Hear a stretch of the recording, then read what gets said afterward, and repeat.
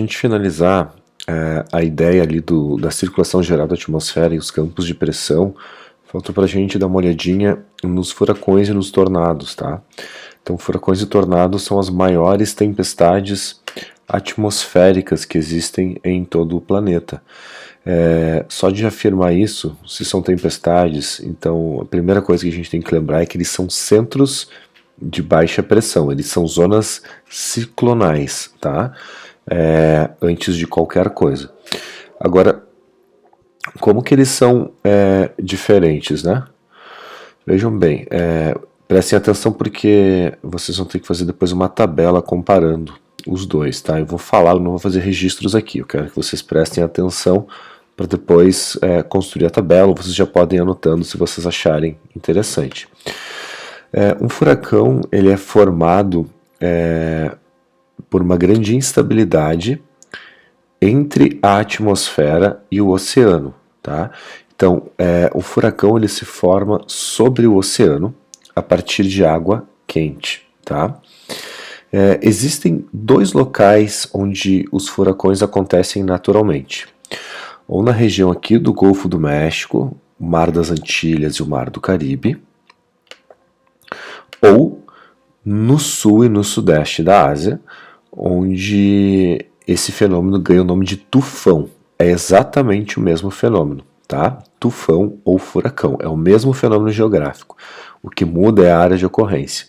Tufão a gente chama por sul e para o sudeste da Ásia, e furacão, então, para essa região aqui, da região do Caribe, especialmente no Atlântico, mas também é possível a ocorrência de furacões na região aqui do Pacífico, tá? Por essa região. Por que somente essas duas regiões? O que elas têm em comum? Primeiro, são regiões tropicais, o que faz com que a água fique quente, especialmente no final do verão, tá? Mas essa não é uma condição, apesar de ser importante, ela é uma condição exclusiva dessas duas regiões que eu citei para vocês. Tem outras duas condições básicas, né, que faz com que estas águas elas sejam mais quentes do que no resto do planeta. Porque no fim das contas, o que o furacão ou o tufão ele precisa é isso, ele precisa de água quente, ele precisa de água com temperatura superior a 26, 27, 28, podendo chegar a 29 graus Celsius, tá? Eu estou falando de água, temperatura do oceano, então isso é muito alto. Para que a temperatura chegue a ela fique tão elevada, é necessário algumas condições. Primeiro, ser uma zona tropical ou equatorial, né, de grande aquecimento, de grande insolação, mas não somente isso. O Golfo do México e o Mar do Caribe ele apresenta outras duas condições perfeitas para a ocorrência desse fenômeno. O oceano muito raso, não sei se vocês conseguem ver aqui embaixo, tem a profundidade do oceano. Então vejam que quanto mais claro for aqui a área de plataforma continental, né? Isso aqui é uma área de sedimentação, produção de petróleo inclusive. Então vejo que está na costa aí dos Estados Unidos, da Flórida, com profundidades na ordem de 10, 20 metros. Para o oceano isso não é nada. No entorno das Bahamas, tu tem elevações inferiores a 10 metros, ou seja, é extremamente raso. Tá? A região do Golfo do México e o Mar do Caribe é muito rasa. Isso faz com que a lâmina de água necessária para ser aquecida ela seja menor. Logo, o aquecimento é maior, certo? Se o oceano é mais raso, ele aquece mais rápido, tão simples quanto isso. E o terceiro fator, o fato de existirem muitos arquipélagos, né? E o Golfo, né, que é uma porção quase fechada aí do continente, ele dificulta a circulação da água, ou seja, consequentemente, a dissipação do calor. Então essa região é literalmente uma panela de água quente, né, a água mais quente aí do planeta. O mesmo a gente pode dizer aqui do sul e do sudeste da Ásia. As condições elas são iguais, vejam. Áreas equatoriais e tropicais, extensas plataformas continentais, oceano bastante raso também, e arquipélagos que dificultam a circulação da água e a consequente dissipação do calor. Tá? Épocas, quando que eles acontecem, esses fenômenos? No final do verão, por causa do efeito de maritimidade. É no final do verão que o oceano ele acumula mais energia e, consequentemente, o oceano fica mais quente. Então, por exemplo, aqui para os Estados Unidos e a região do Caribe, é esperada naturalmente a ocorrência de furacões nos meses a partir aí do final de julho, tá? Mas especialmente agosto e setembro, o final do verão do hemisfério norte é a época, né, a temporada aí dos furacões. Tanto que conseguir passagem de avião para o Caribe ou até mesmo hotel nessa época do ano é bem mais barato, né, devido ao risco desses eventos eles acontecerem. Então, por que ele está marcado? Então, ele ocorre com água muito quente, a partir de 26 graus, final do verão, na região do Caribe ou no sul aí da Ásia, tá? Que características que tem esses eventos, tá, gente? Eles podem chegar a 1.200 quilômetros de diâmetro, uma única tempestade. Você tem uma ideia do que são 1.200 quilômetros de diâmetro? Vamos medir aqui. Imagina aproximadamente isso aqui, ó, é o diâmetro de um único furacão, tá? Ou seja, são as maiores tempestades que existem no planeta. Isso equivale a uma distância superior a Porto Alegre, de Porto Alegre a São Paulo, para você ter uma ideia. Então imagina de Porto Alegre a São Paulo, uma única tempestade, tá? Então são de longe as tempestades mais destrutivas que a gente tem também. Então elas são muito grandes e elas têm uma alta durabilidade, né? Um furacão, ele se alimenta da água quente do oceano. Então ele pode durar dias ou até semanas sobre o oceano, tá? E ele se desloca de acordo com os campos de pressão por um lado e para o outro. Normalmente ele vem aqui, se desloca aqui pelo Caribe e começa a aumentar a sua latitude a tal ponto de que as temperaturas da água já são tão mais baixas que impossibilita a continuação do furacão e ele simplesmente desaparece. É importante destacar que no olho do furacão o céu ele é claro e o tempo é bom. O que a gente não consegue é chegar nesse olho, né? Porque tem mais ou menos uns 600, 500, 600 quilômetros para a gente conseguir chegar nele de tempestade severa. A intensidade, de acordo com a intensidade, a velocidade de giro desse furacão, né, ele vai ser classificado na escala Fujita, né, que diferentemente da escala Richter não é uma escala exponencial, essa é uma escala linear. Né, ele varia simplesmente de acordo com a velocidade.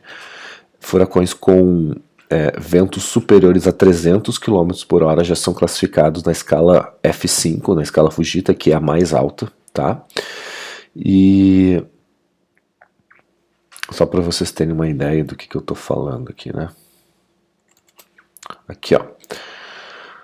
Aqui eu tenho os eventos dos 10 furacões mais destrutivos dos Estados Unidos e o caminho que eles fizeram. Tem um que vocês conhecem com certeza porque ele aconteceu no século XXI, que é o furacão Katrina.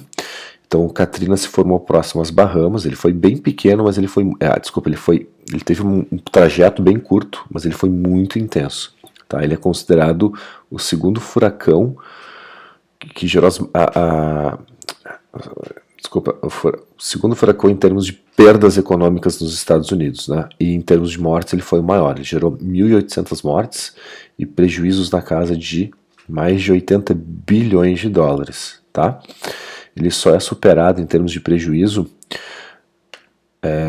pelo grande furacão de Miami de 1926, tá? Que atingiu a costa com categoria 4.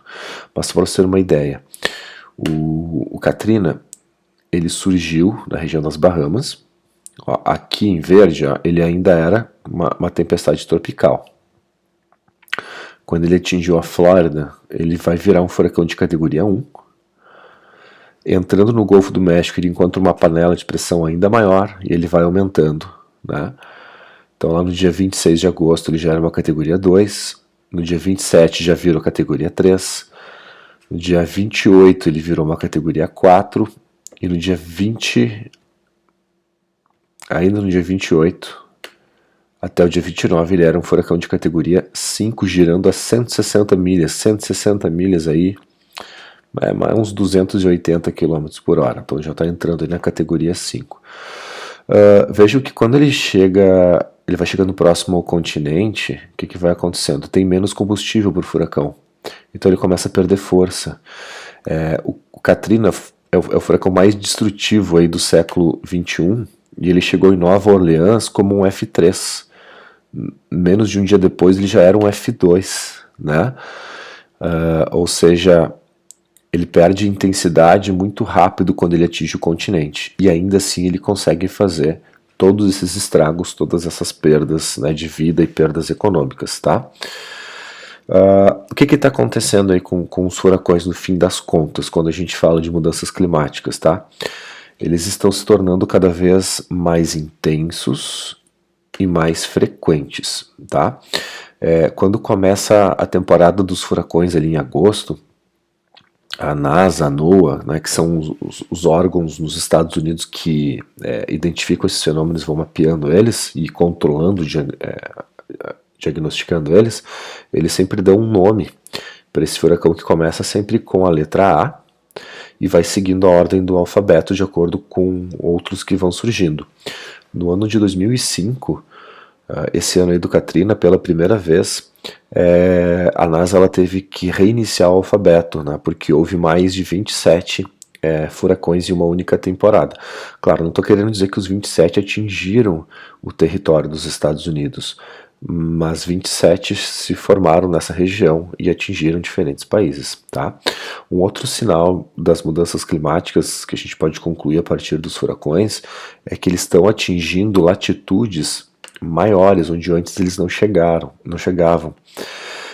Já aconteceu no século XXI por 2 vezes, e as 2 vezes foi agora recentemente, de 2014 para cá, 2 vezes já, a ilha de Manhattan, em Nova York, ela teve que ser fechada e evacuada, porque ela é muito baixa, né?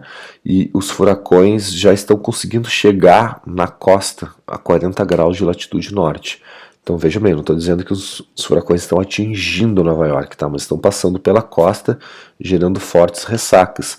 Isso era algo inconcebível alguns anos atrás, porque o Atlântico Norte já era muito frio para suportar qualquer tipo desses eventos, tá?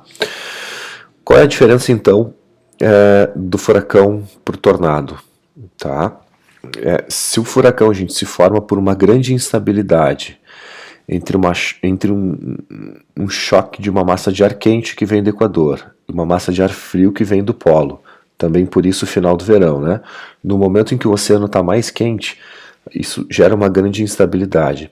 A massa de ar quente e a massa de ar frio, elas geram um vórtice, elas se engalfiam uma a outra e começam a gerar um vórtice em espiral que se desenvolve desde a superfície do oceano até o topo da troposfera, tá? Quanto vai se desenvolver isso depende da quantidade de combustível, ou seja, de vapor da água, de água quente do oceano, tá? Já os tornados são grandes instabilidades atmosféricas locais que vão acontecer em áreas de grande continentalidade, especialmente em dias de grande variação de temperatura. Então, se a gente pegar áreas como a planície central dos Estados Unidos, ela é ideal para isso, tá? Porque aqui tem uma grande continentalidade, então estados como Oklahoma, Texas, é muito esperado que isso aconteça nos meses de verão, tá? O que acontece é o seguinte, como são áreas de grande continentalidade, mesmo no verão é muito fresquinho durante a manhã, né? Porque essas áreas perdem muita energia. O grande aquecimento que ocorre durante a tarde é que vai gerar uma grande ascensão do ar, desse ar quente, gerando uma grande instabilidade, né, que também pode formar vórtices e gerar os tornados. Então, qual é a principal diferença? Furacão, oceano. Tornado, continente. Um furacão pode chegar a 1.200 km de diâmetro. Um tornado dificilmente vai ter tamanho maior do que alguns campos de futebol, algumas centenas de metros de diâmetro. Um furacão pode durar dias ou semanas no oceano. Um tornado dura minutos, no máximo algumas horas, tá? A velocidade de giro de um furacão pode chegar a 320 km por hora. Os tornados podem chegar a 450, tá? Eles são mais intensos, mas eles são bem menores, tudo bem? Essas são as grandes diferenças. E os tornados aqui a gente tem naturalmente aqui no Brasil, né? A gente não espera que ocorram furacões no Atlântico Sul, apesar de já ter ocorrido um, né? Se achava que o Atlântico Sul não teria essas condições para gerar o furacão, mas em 2004, em março de 2004, então no final do nosso verão, a gente teve essa condição e aconteceu um furacão que atingiu a costa de Torres e Passo de Torres aqui em Santa Catarina, bem na divisa do Rio Grande do Sul com Santa Catarina. E esse foi um furacão que atingiu a costa brasileira na escala F2, tá? Até se teve muita discussão para definir se era um furacão, se não era, mas é aquela história, né? Parece um furacão, gira como um furacão, tem a velocidade de um furacão. O que é? É um furacão, né? A gente não é porque nunca teve que não pode ser. É mais um sinal de que, à medida em que o oceano aquece, outras áreas podem ficar suscetíveis à existência dos furacões. Apesar da gente não esperar isso para o Atlântico Sul, um cenário de aquecimento, as projeções demonstram que isso pode voltar a acontecer. Diferentemente dos tornados, que naturalmente a gente já tem no nosso território. Claro, os nossos tornados não são tão intensos, nem tão duradouros como os do hemisfério norte, especialmente da planície dos Estados Unidos, porque a continentalidade nossa ela é menor. Mas existem sim, os nossos tornados, eles são bastante frequentes no verão, apesar de ser de curta duração. Né? Dificilmente duram mais do que alguns minutos e são também bem menores. Tá? Então, como eles são centros de baixa pressão, só para finalizar, tanto os furacões quanto os tornados, eles vão girar, portanto, no sentido anti-horário no hemisfério norte e no sentido horário no hemisfério sul. Eles acompanham o giro do vórtice ciclônico, tá? Só para finalizar aqui, ó, queria mostrar essa imagem, a região de Moore, desculpa, em Oklahoma. Vejam a área antes à direita aqui no mapa e depois à esquerda, né, de um tornado que atingiu a região de Oklahoma. A minha internet está lenta agora. É uma imagem meio pesada, mas vejam a diferença. Olha o estacionamento, as casas, né, como que a cidade fica destruída com a passagem de um tornado de grande magnitude, né? Então não fica nada de pé, tá? Então, por futuro, conviveremos mais com estes eventos. Já estamos convivendo e conviveremos ainda mais, tá, gente? Na aula de hoje é isso. Qualquer dúvida, mandem e-mail. Tchau, tchau.